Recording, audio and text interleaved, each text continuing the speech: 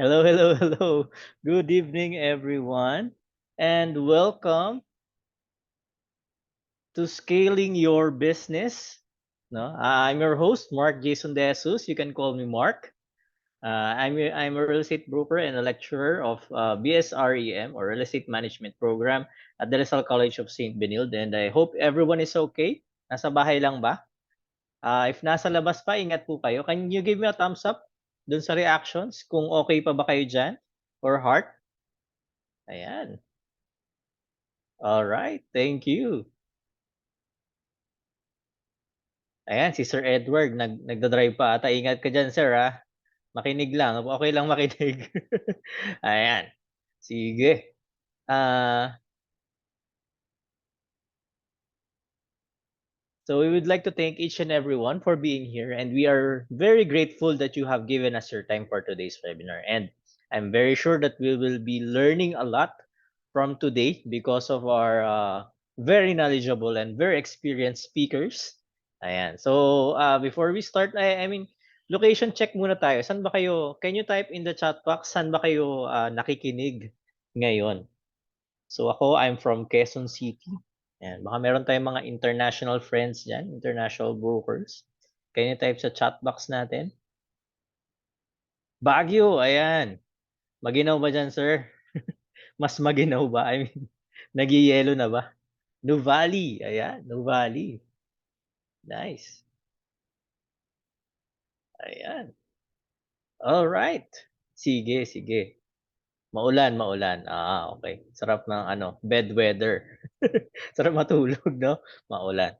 All right. Sige, sige. So to formally start our program, welcome to Scaling Your Real Estate Business, a primer for up and coming real estate brokers. So this webinar is created by 6 p.m. Real Estate Talks for real estate brokers and upcoming real estate professionals, no, who want to scale their real estate business and be a better real estate service practitioners, no. So before we start our program, ayan, onting house rules lang, no. Para naman medyo maganda ang ating learning experience, tama ba? So number one is participate and collaborate. So what do we mean by participate and collaborate? Pag kunyari may mga questions, no, tulad nung ginawa natin kanina, sagot lang kayo sa chat box, no? Or kunyari nagpa-heart reacts nga, try nga natin pa-heart reacts nga. Ayan, pa-heart dun sa reaction sa baba, pindutin nyo lang or thumbs up. Ayan, sige, nasaan na? Nawala na. Nawawala. Teka, hindi ko makita. Ayun, ayan, ayan. Nakita ko na. Ayan, alright, alright. Ayan, so ganun lang. So participate and collaborate. The more that we participate in during learning, kasi yung learning process, meron ba kayong mga webinars na na-attendan nyo lang, tapos hindi mo na maalala kung ano yung natutunan mo doon? Meron ba? Meron? Kasi meron, hindi tayo I mean, hindi tayo involved dun sa webinar, no? Parang nakikinig ka lang and hindi ka nag-take down notes, no? So most of the time kapag nangyari sa inyo 'yon, no,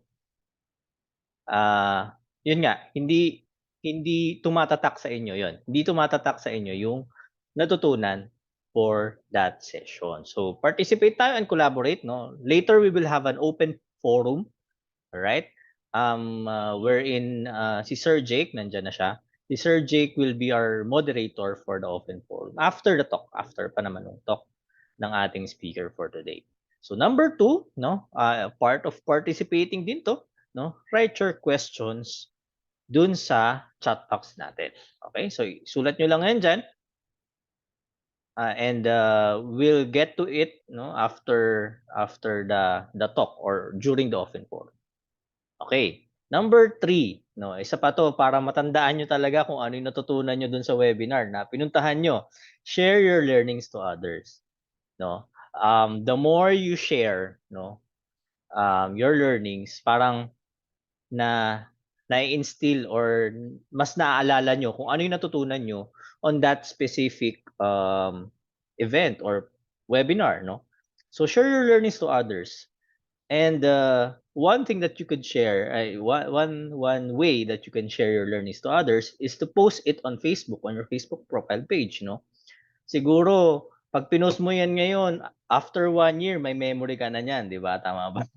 Lalabas, ay, nag-attend pala ako ng ganitong webinar. Ano ba yung natutunan ko doon? Ganyan. So, share your learnings sa Facebook page mo, whether sa profile mo or even dun sa business page mo, no? Kasi may broker nga or real estate professional, meron kayong business page, share nyo yung learnings nyo doon. And the more that you share your learnings to others, mas, ano ba, mas nagiging ano kayo hindi naman expert, pero mas knowledgeable or mas may credential kayo. Ito, nag-aaral pala, continuously nag-improve itong real estate professional na to. Ibig sabihin, hindi lang siya yung kung ano lang natutunan before, ganyan. So, share it to others. No? The more you share, the more you will be able to retain your learnings from that experience. All right? Okay ba yon? Okay ba yan? Can you give me a thumbs up? Or can you type 1 dun sa chat box? Type 1 sa chat box. Ayan. Alright. Sige. And also, no, dahil i-share nyo rin sa Facebook, di ba? So, pag nag-share kayo ng learnings on your Facebook page, no, tag nyo yung page namin, 6 PM Real Estate Talks. Ayan, kung hindi niyo po na like, no, search niyo lang 6 PM Real Estate Talks. Ayan, makikita niyo na siya, and then like niyo siya, and then pag nag-post kayo ng learnings niyo, no, tag niyo siya, tag niyo yung page, and then lagay niyo tong following hashtag na to, no, hashtag 6 PM Real Estate Talks and hashtag scaling your real estate business. Ayan. So merong prizes for chosen participants na mag-post sa profile page after the webinar na to, who will post on their FB profile pages and magta-tag nung page. Okay? So dapat tag niyo yung page 6 PM Real Estate Talks, like niyo yung page, and then lagay niyo yung following hashtag. Yung 6 PM Real Estate Talks, hashtag 6 PM Real Estate Talks, and hashtag scaling your real estate business. All right. And last but not the least, number 5, please, please, please answer the feedback form at the end of the webinar, no? So, nandyan siya. Ipapakita ko ulit yan mamaya. Para lang meron kayong for us to know kung may natutunan ba talaga kayo, kung kailangan ba nating ulitin tong webinar na to, ano pa yung pwede naming improve, ganyan. And also, lagay nyo rin doon kung ano yung mga natutunan nyo, no, para at least alam namin. It's one way to improve, no. As brokers, dapat marunong tayong tumanggap ng feedback, no. One way to improve our skills, ganyan. All right? Ready na ba kayo? Are you ready? Can you type 2 on the chat box? Can you type 2? All right. Awesome. Sige. All right. Ready na ba kayo? Sige. So our speaker for today, mali pala. Sorry. Our speaker for today is a real estate consultant and an appraiser, a broker. So sa real estate, pag ABC ka, ito yung mga experts na talaga sa real estate. No? So marami ng for you to be a consultant pa lang, you need to have 10 years experience as a real estate broker. So ganun kahaba 'yon. Or pag appraiser naman, 5 years, no? So ito yung itong speaker natin, expert level talaga to when it comes to the real estate industry. And also I believe she's also a real estate investor, no? Ayan. So pagdating talaga sa real estate, wala kayong masasabi or siya talaga yung best speaker for this webinar, no. She's also an educator. She's a PRC accredited lecturer. So ito yung 4 CPD points, no, tama ba?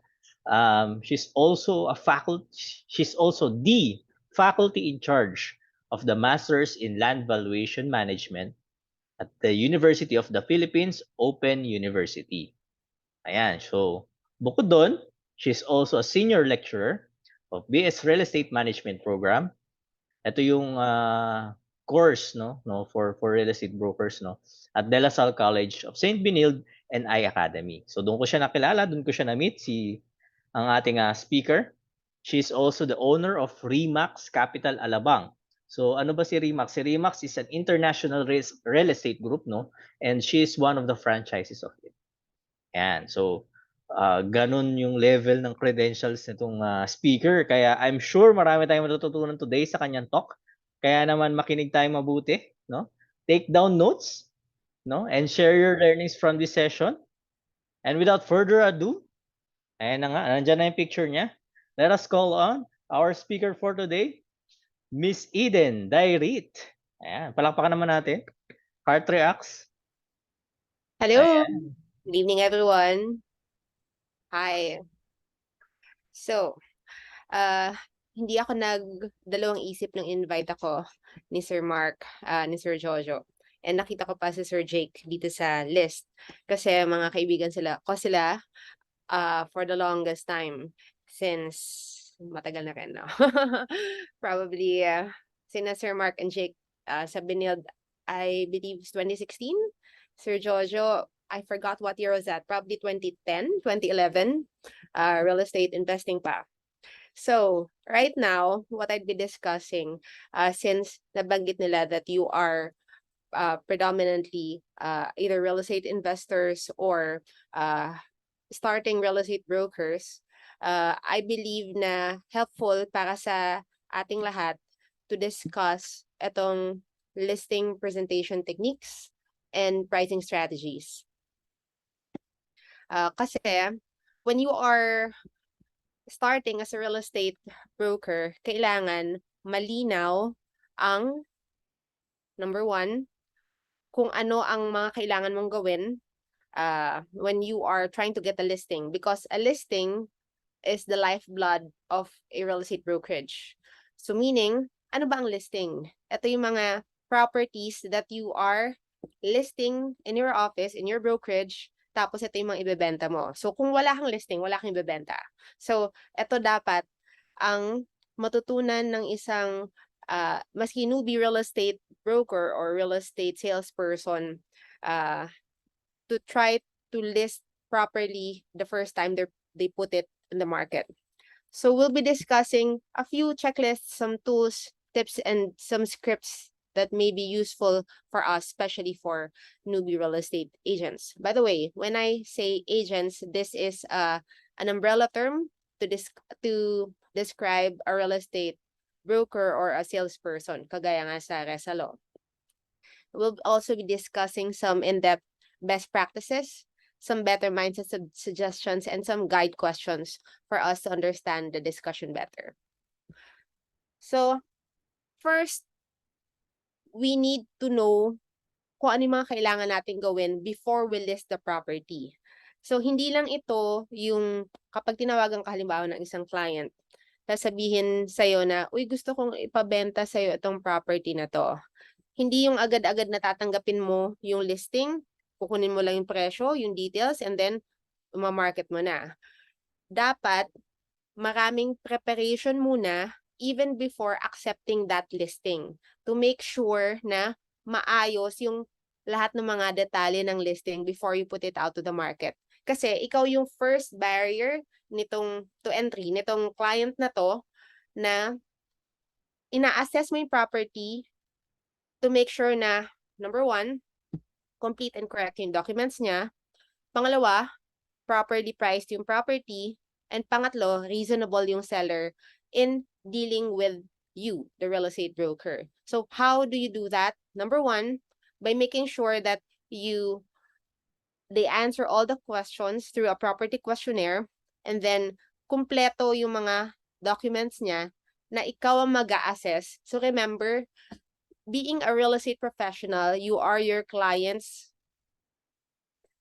premier source of information. So kapag ikaw ang panggagalingan ng information, ikaw rin magsasabi sa kanya, halimbawa, ma'am, ang binigay niyo po sa akin na document is the official receipt ng pinagbayaran ng real property tax. I'll need a tax declaration. Ito yung very common na mistake ng isang client. Hindi niya actually ma-determine kung anong tax declaration doon sa documents niya. So, sasabihan natin sila na ito po itsura niya. Hanapin niyo po dun sa document, maybe declaration of real property or tax declaration. Iba-iba po kasi yun per city. So, we are educating our client and at the same time, we are building relationship with them and ma-appreciate nila yun na inaayos natin ito upfront kasi we are accepting the listing as if we already have a buyer tomorrow. So kapag ganun yung mindset natin, mas madali mo mababenta yung property kasi upfront, very accommodating si seller. Alam mo na gusto niya talaga ibenta yung property, hindi yung pahirapan na magbibigay ng documents. And also, they will also appreciate na inaayos mo na lahat ng documents such that hindi yung maggagahol kayo sa malapit na yung signing ng deed of sale, saka nyo lang aayusin yung documents. So, sa simula pa lang, kung meron kayong makitang mga problema with the documentation, maayos nyo na siya. So, that is the exercise that I want you to do pre-listing pa lang. So, take note, we haven't even met the client yet. And we haven't even set foot on the property. We are still interviewing the client and also getting the details of the property and of the documentation upfront. One tip that I want you to remember. Kalimutan nyo na lahat ng sabihin ko ngayon, pero ito, tandaan nyo to because this is a make or break sa brokerage. Whenever you're asking for their asking price, okay lang to ask kasi at least you know kung ano yung expected na selling price nila. But never accept nor reject the initial asking price without checking for the fair market value of that property. So again, you can ask for the seller's asking price to gauge kung ano yung idea niya, kung ano ang gusto niyang makuha from the property, but do not accept nor reject it the first time na sinabi niya sa'yo yun. So, the idea here is for you to push back a little. Sasabihin mo sa kanya, okay, noted on the asking price. I will get back to you on the appropriate recommended list price based on the fair market values. So, in that way, you are already setting the expectation of the seller na mag-research ka sa market na alam mo kung ano ang ginagawa mo because you are trying to isa lang kayo ng goal to sell the property. And it won't make sense for you to just accept it at face value without checking the fair market prices, di ba? So, dapat step back a little, maybe pwedeng within the same day, babalikan ko po kayo, and then saka nyo i-discuss yung initial na asking price niya. If it is within the market rate or meron kayong recommended na list price. So it all starts with the setting the expectation of the seller. And the seller will appreciate you more for that because he or she will see na your heart and your mind is in the right place in listing the property. So next, yun na yung listing appointment. Kapag nakuha mo na yung questions, ay na-fill upan mo na yung questionnaire and also the document checklist and also na assess mo na yung fair market value. Ito pala, i-discuss natin to. Ito yung mga details na gusto mong ma-achieve sa listing appointment. The list price, signing the listing agreement, and preparation for the marketing materials. So for the list price, this is the amount that is negotiated between the seller and the broker. Ikaw yon. And as much as possible, it has to be closest to the fair market value. Hindi yung sinasabi nga natin na presyong ayaw ibenta. Marami tayong mga na-encounter sa market niyan. So, kaya tayo, gusto natin na maging broker na lahat ng mga listing that we handle, nabebenta. Ayaw natin maging broker na maraming listing that just becomes stale in the market simply because hindi natin ginagawa ng due diligence sa simula. Hindi natin ginagawa yung trabaho sa simula. Actually, the hardest work will be done upfront. Tapos, automated na yung marketing, automated na yung posting, automated na yung property showings. Talagang most of the research is done upfront. Kaya you should learn how to list the property perfectly the first time you put it out to the market. So how do we do that? It's a technique, it's a tool that is called the comparative market analysis. This is a toned down version of an appraisal report. So our goal is to sell your property. So you put yourself in the position of the seller. So sasabihin mo sa kanya na you are on the same side. Kaya natin ginagawa ito exercise na to that we're checking the market rate. So for example, if the property, let's call it Jade 1408, and this is, by the way, an actual computation. So Jade 1408 owner wants to sell her property. And it just so happened that we have sold Jade 1908, Jade 1003, and Jade 506 in the past 4 months. So, para meron kayong magandang basis ng comparative market analysis, you can either use your own actual sales figures.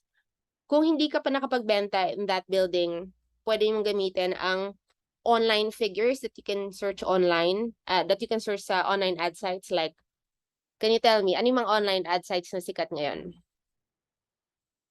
That produces results. Ano yung mga nakikita ninyo, malakas mag-ads sa Google? Wanna see? Lamudi? Yes, Mark? Yes, Janessa, Lamudi? What else? How about rentals? Rentals, Trivot? Pwede? Dot property? Yes. Ang pinakamalakas rentals ngayon ay, and I also have an account dito. It's the pwede rin, Mark, Airbnb, or pwede rentpad. Okay, just a trivia for those who are just starting now. 15 years ago, ibang-iba ang landscape ng online, internet landscape noon in terms of properties.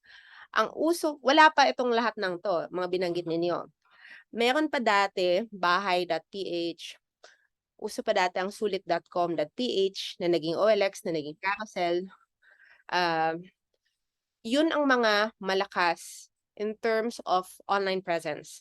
So I just want you to remember that this online landscape changes as the years progresses. So hindi ka dapat na stagnate in one website. Although I've had my, I believe, Lamudi and Rentpad account for probably 5 years already. And so kasama ito doon sa sa budget mo, sa real estate marketing budget mo. And it doesn't come cheap. Hindi pa kasama doon yung boosting of ads, hindi pa kasama doon ang social media marketing mo. So, kaya very important to pick listings that you will enlist sa brokerage mo kasi that also entails cost. Okay, good that you know this. Okay, so the main idea in the comparative market analysis is to try to make the comparable listings as close as possible to the characteristics of the subject property. So subject property is Jade 1408 and our comparable listings are 1908, 1003, and 506, which are on the same building. So kapag ang subject property mo is bare, meaning unfurnished, in this case, and without parking, you have to remove the other values for parking and the furnishing doon sa comparables para ang i-compare mo na lang will be the price per square meter. So paano mo gagawin yon? You assign values for parking slot and for furnishings, which is a very good exercise for you kasi that also entails some research kapag nagsisimula ka pa lang. But eventually, when you are in that market, it's very easy for you to know these things kasi marami ka ng listings in that area and marami ka ng nabenta in that area, which drives home another point that I want to make in this presentation is that you should focus in an area and master your chosen area para madali sa'yo to get all these information. And hindi sayang lahat ng marketing efforts mo simply because wala ka nang may ibang may offer dun sa client dahil na nabenta mo na yung listing mo, which happened to me before. Kasi kalat-kalat yung properties ko before, thinking na, uy, ang dami kong properties in different areas that I was just buying and selling. But once I've already sold one property there, wala na akong ibang may offer sa client. And tuloy-tuloy yung increase. So, ang dami kong nasayang na increase. So, I don't want you to make the same mistake I did. Kaya, I highly encourage you para meron kayong information na to. By the way, these are all our actual sales figures. So, focus on one market. It can be one building or one development or one village. It can be where you live or where your workplace is. Basta very convenient for you to do property showings. And that makes sense para by volume yung transaction ninyo. Okay. So, now, ang gagawin na lang natin, so ito yung mga selling price, sinubtract itong parking slot and yung furnishing doon sa mga merong parking and furnishing. So, dito, bare and without parking, so wala tayong sinubtract. Dito, with parking, so we subtracted 700,000. And dito, both merong furnishing and parking. So, we subtracted 700 plus 100,000. And it's just a matter of dividing the selling price by the floor area, coming up with the price per square meter, which we then multiplied by the floor area. And by then, yun na yung sinet natin na price for the 76 square meter unit, bare unit without parking. So that is our maximum recommended list price dun sa seller. So this is also the fair market value of the property. And we also encounter sellers na talaga nagmamadali to sell.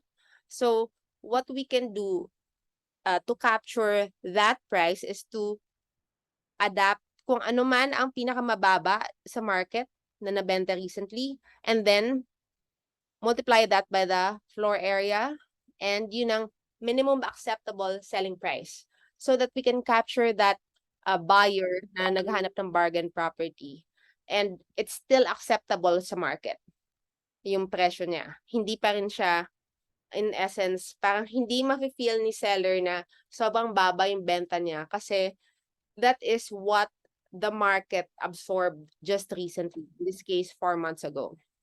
So yan, the exercise of giving the seller these values, unang-una, the fair market value, and pangalawa, kung ano yung pinakamababang acceptable sa market, which is the lowest amount that was recently sold. So you're already setting the expectation for the seller to get any of these prices or something in between. Para alam na niya na fair ang makukuha niyang offers. Anything that is beyond this, maybe mas mataas dito, edi mas okay, pero kung mas mababa dito, and then we can say that we can reject the offer and then we can recommend the buyer to make a better offer that will be within this range. Okay. Paano nakuha yung 51,000? We average this lang. Kasi pare-pareho lang naman to na actual sales figures. So, hindi na natin kailangang iba-ibahin yung weight niya. Pero, kung meron tayong ibang source of data such as online ad sites na available sa Lamudi or sa Carousel or kung saan man, pwede natin gawin na etong actual sales figures is 50% weight, tapos the other figures, kung marami yon, pwedeng 50% weight din yung cumulative nun. So it's actually entirely up to you how you do it, but we put more importance dun sa actual sales figures because these are already negotiated between the seller and the buyer. So ito na talaga yung talagang na-absorb na ng market. Ibig sabihin na benta na. mas mabigat yung nabenta na kaysa dun sa mga available pa online. Okay? Good question. So that is the acceptable range. So in this case, the acceptable range is somewhere between 3.6 to 4 million, more or less. We just rounded upwards. So wag kayong mahihiya to give a suggestion because your recommended list price is backed by data. You didn't just you didn't just get this out of thin air. Between you and the seller, you are the real estate expert. Maski bago pa lang ikaw dito sa industry na to, you are the real estate expert because you have more access to information. You know the market better. Even if siya nakatira dun sa development na yon or sa village na yon, mas alam mo yung market by virtue of your colleagues na they have been working the market for years or sometimes decades already. So you can piggyback on those experts to help you with coming up with a list price or with marketing the property, or maybe they have buyers for your property. So be confident in your suggestion. As long as you do the computation correctly, you are the expert between you and the client. Okay?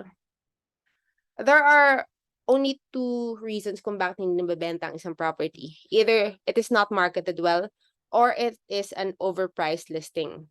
So that's why it is important, especially if you list the property exclusively, you should always update the seller every now and then. And I'm actually quite guilty of this, especially now that I don't have an assistant. So kailangan tutukan mo yung property and then you update the seller kung ano man yung mga nangyayari doon sa property. For example, ilan yung inquiries that you received, number of showings that you did, number of offers that you did for the property. So, for example, Mavs and I exclusively listed a White Plains property. So, since we listed, we've had a lot of inquiries already. So, hindi lahat ng inquiries nagta-translate to showings. Hindi lahat ng showings nagta-translate to offers. So far, I'm not sure of the updated figures, pero I'd say probably out of 50 inquiries, we've had, let's say, 30 showings. I believe we've already received 3 offers, but none of them are accepted yet. Hindi pa siya acceptable dun sa seller. So, dapat ina-update natin itong mga metrics natin, especially if we listed the property exclusively. So another reason kung bakit hindi nabebenta ang isang property is that it is overpriced. So kapag overpriced ang isang listing, you cannot expect to sell it unless there is a special, it has a special characteristic that other properties doesn't have, which is not really quite normal in this market unless it is an ultra high-end listing with a very good USP.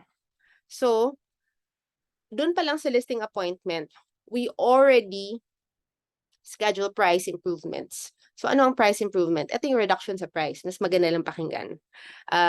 So, we already schedule maybe within 30 days kapag walang ni isang inquiry on the property, and then you have proven na minamarket mo siya by virtue of the emails that you send to your seller, it warrants an price improvement para mabenta mo talaga yung property. And you already set this up front during the listing presentation pa lang. Dun sa listing appointment niyo, sasabihin niyo na ito para na-manage nyo na expectation ng seller na you are on the same page, you want to sell the property.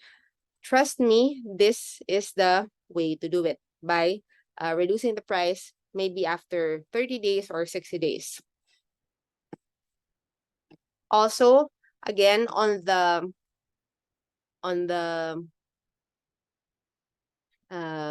managing of the seller's expectation, dapat clear sa kanya that you are listing the property at the gross amount.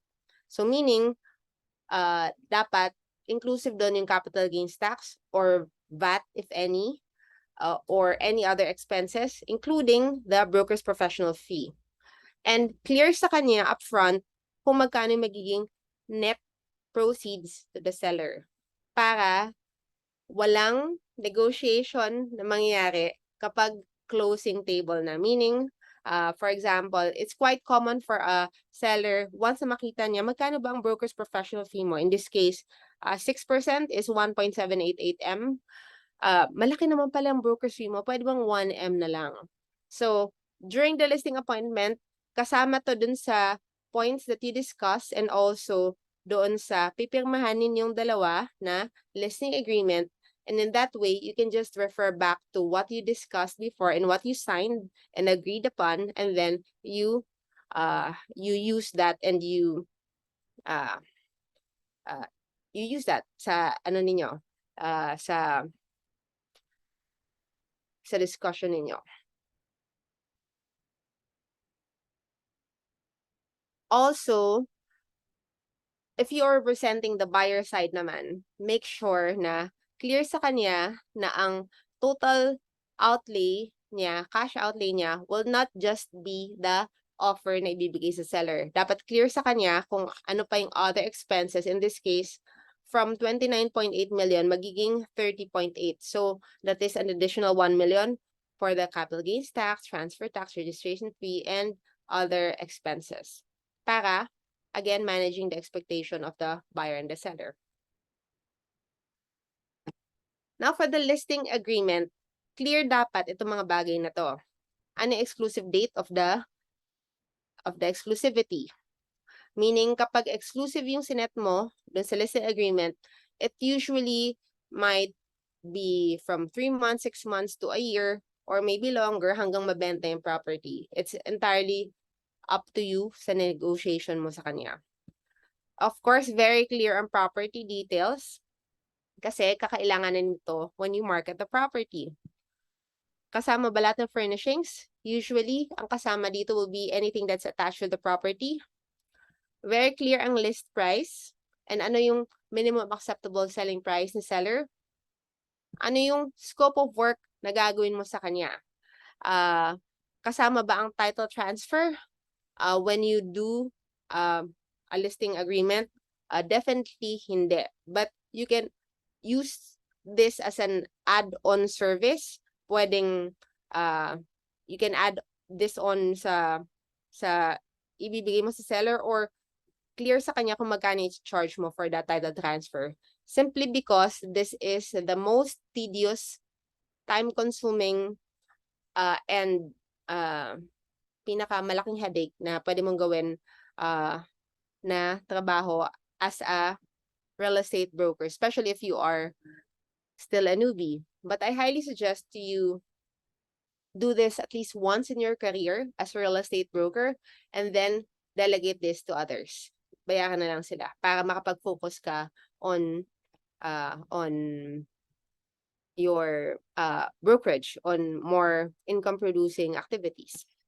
And of course, very clear dapat ang professional fee mo upfront.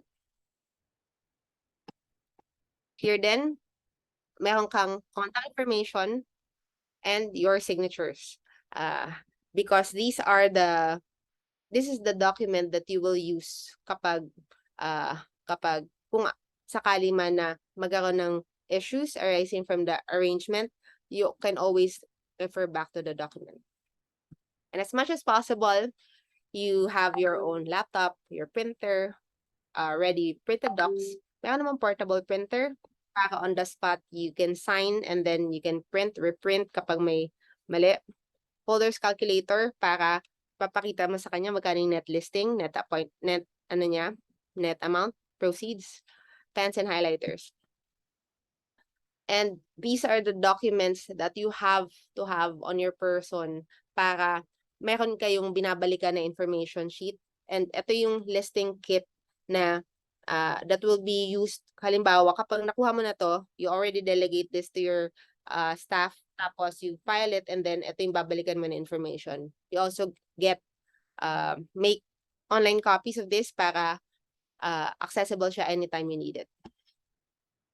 So there. Also, important that you have your marketing materials ready kapag nasa listing appointment ka. Meaning, meron ka ng TARP na pwede mo nang i-post. And also, use that listing appointment to take a lot of photos and videos that you can use for marketing the property. To take a lot of photos. So you should have a good phone, maybe a good camera, a drone if it is property that you want to showcase, and other devices that you have to have on you during the listing appointment.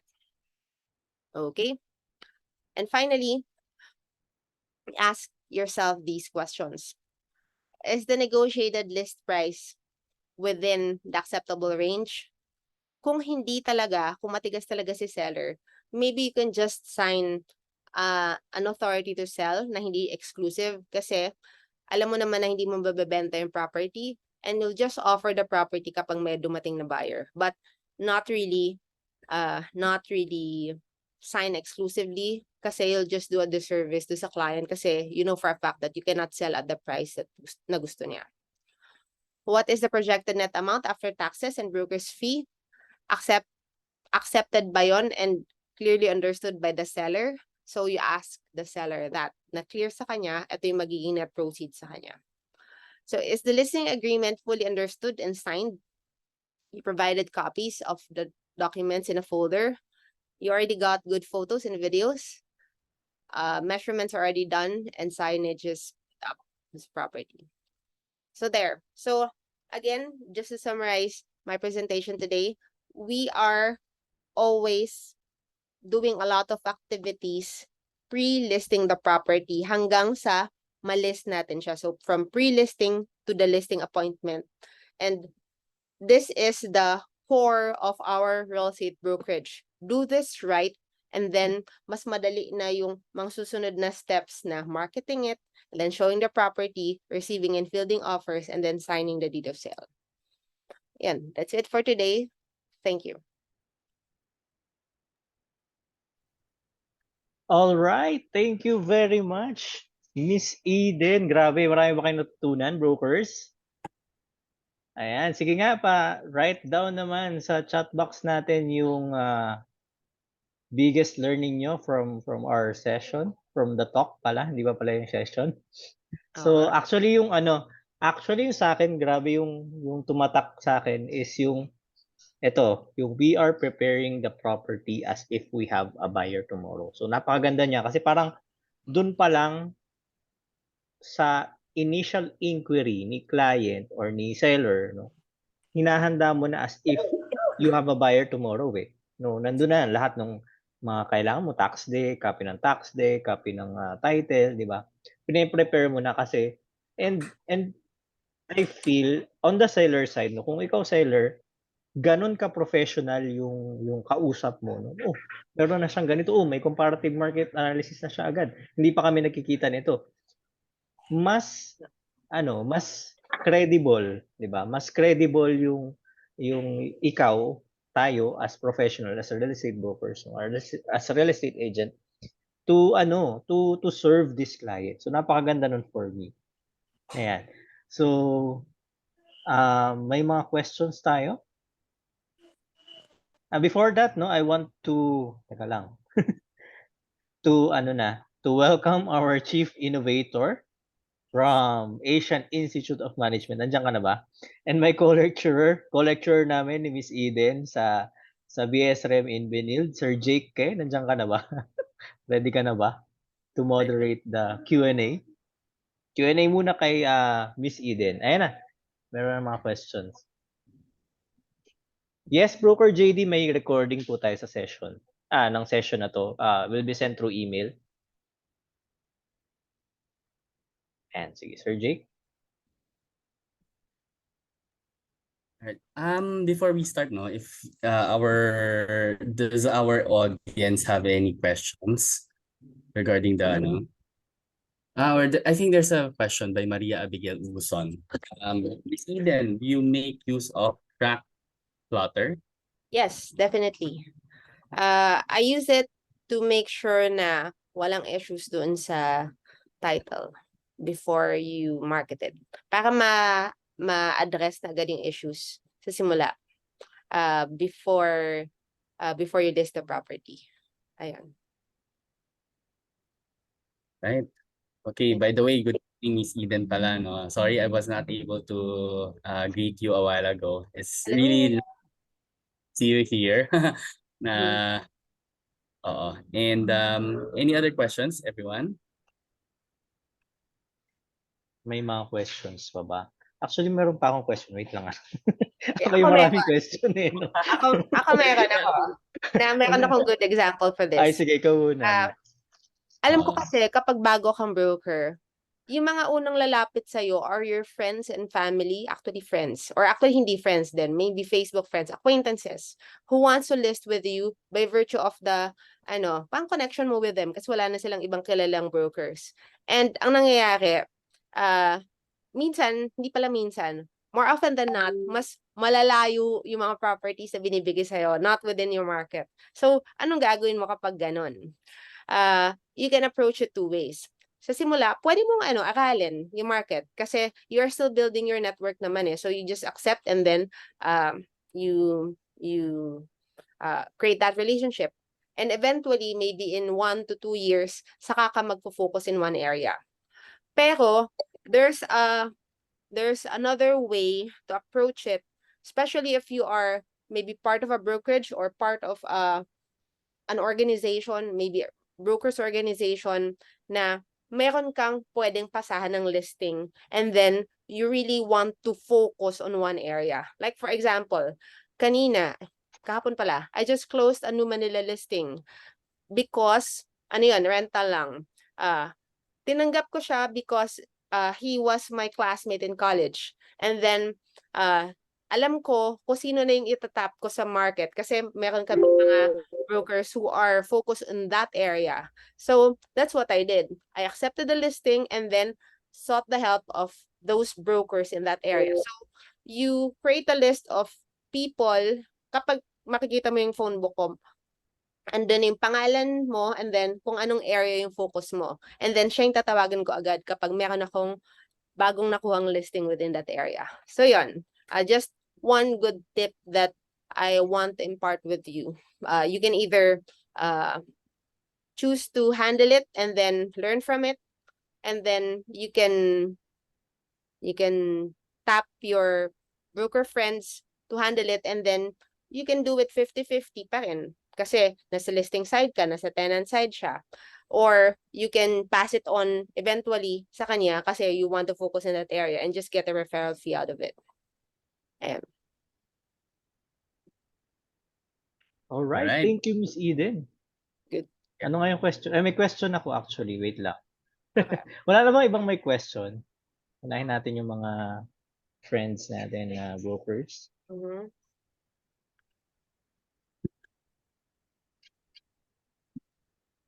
Wala. There's Actually, a comment ay sige sir. by Christian Carino. My learning today is knowing the importance of having all documents verified before adding it to our listings, making sure that all the details are clear between us, brokers, and property owners like pricing, commission, etc. Ayan. Ayan. Alright. Alright. Sige, siguro yung question ko, number 1, is dun sa listing agreement, no? Do you do net listing yung capital gains ay ano? No? No. So that is one big mistake na pwedeng gawin ng isang broker. Always list gross price, meaning inclusive of the capital gains tax and the broker's fee. So ano yung rationale for that? Kapag ginawa mo yon, yung net listing, meaning si buyer yung sasagot ng ang tawag dito, ng capital gains tax. And then you just overprice kung ano man yung professional fee that you want. Kapag nag-offer si buyer ng amount na mas mababa doon sa magiging expected na professional fee mo na kinumpute mo, ang mane-negotiate won't be the net amount but your professional fee. So, tried and tested na yan. And it is actually a big pet peeve of mine na nagli-list ng property na net amount. Kasi it only means na tinamad ka to negotiate with the seller kung ano ang gross selling price and just accepted na sige yung net amount na lang ang makukuha niya and then bahala na kami mag-overprice dito. So that is not really a good practice. Parang hindi siya professionally done upfront. Kasi ano bang ilalagay mo sa deed of sale? It is always the gross selling price. So do it correctly and always base the taxes and expenses on the gross selling price. Ayun. Or, syempre, zonal value, whichever is higher. Kapag nag-compute tayo. Ayun. Ayun, nice. Good question. Ayan, so medyo guilty ako sa ganyan. Ayan, sige. Learn from our mistakes. Ayan, learn from our mistakes nga, sabi ni Miss Eden. Meron ba bang iba?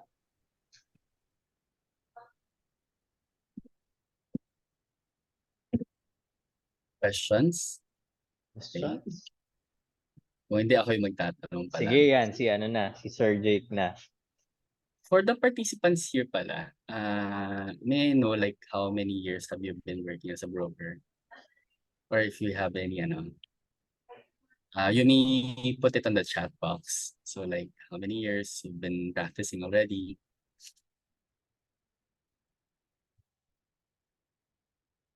Anyone? Ayan, sige, may tanong ulit si Maria Abigail Uson. Any tips for future REB board takers? Miss Eden or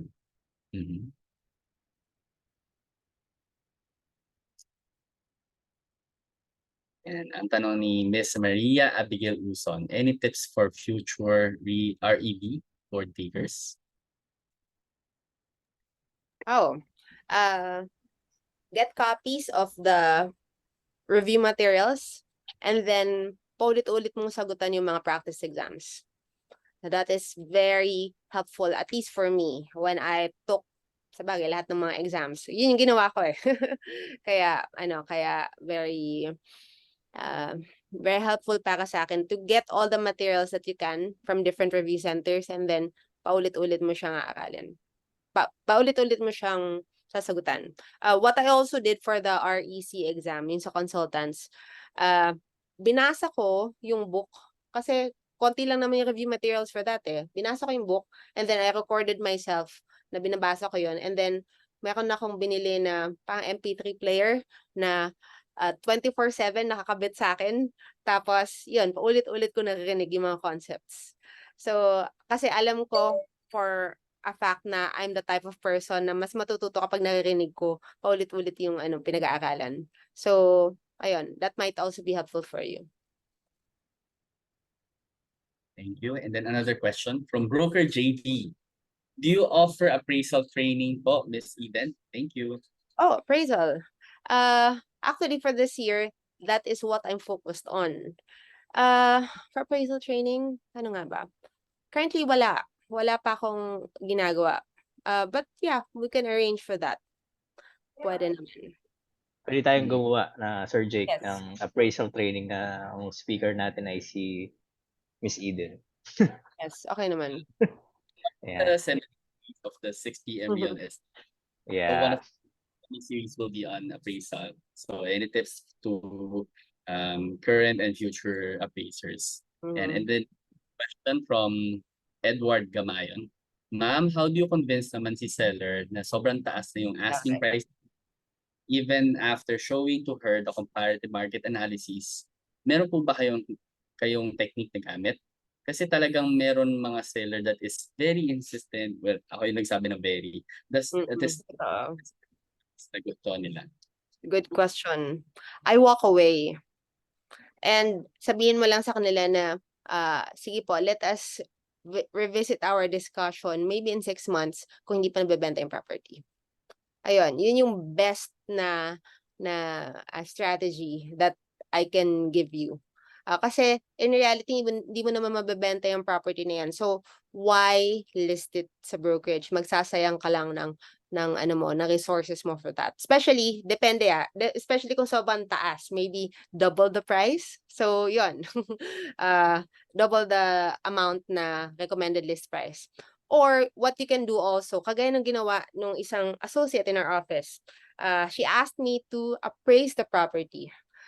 This is a very interesting story kasi initially, I believe they were asking for, magkano nga ba? Mga 400 plus million for that property. And then, na-convince niya to have the property appraised.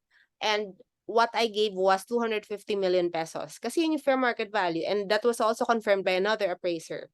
So, nung bumalik sa kanya yun, and nagulat siya na ang baba lang pala ng fair market value. And they received an offer at pang 300 plus million. So, nung nag-negotiate sila, they closed at 320 million pesos. So, that is the power of having an appraisal done. Even if mas mababa dun sa expected niya, matatauhan yung seller na ito pala talaga yung fair market value, and when they received an offer better than the appraised value, tinanggap na nila yung offer. And mas mababa pa rin yung inaccept nila, I think mga 150 million pesos less than their original asking price, na matigas sila na ayaw nilang bumaba doon for already a year. So yun, nabenta yung property because they had it appraised. Yes, tama. Push and pull technique. Good. The follow-up question from Edward Gamayon. May mga technique din po ba kayo na gamit to convince seller to shoulder CGT and commission sa price nila? You tell them that is what the law prescribes. Kasi when you put a price do sa deed of sale, expected ni BIR, that is the gross asking price. So, yun yung sasabihin mo sa kanila, na our selling price is always gross selling price, and we just follow that. So, no questions. Ganun ang approach mo. It's always the gross price. Thank you. And then any other questions? Sige, while we await for other questions, if we want to have a picture, our pictures taken ba? Okay lang with everyone? Same. Sige.